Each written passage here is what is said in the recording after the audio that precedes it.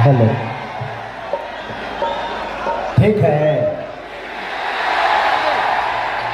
चलिए हम खेसारी लाल यादव जिला छपरा सारण बिहार से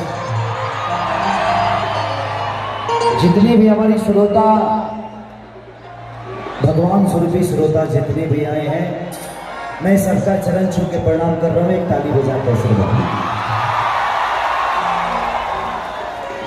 अब सबकर चरण छुए खातिर जाए तो ज्यादा टाइम लगेगा। अच्छा, यहाँ सब लोग भोजपुरी तो समझते हैं ना? अच्छा के भाई भाई लाइटा में धूप होता है भाई जी, लाइट को थोड़ा सा लाइट डिम रखिए। हाँ, डिम रखिए। हम लौकाई दे रहे हैं क्योंकि आप सब मुझे देख पा रहे हैं, मैं आपको नहीं देख पा रहा हूँ इस लाइट की वजह से। तो कुछ अलग से लाइट दे दीजिए ताकि मैं भी देख पाऊँ इनको। हमारा मोड़िए पर बार दो ना, पागल करे तो हमारा के।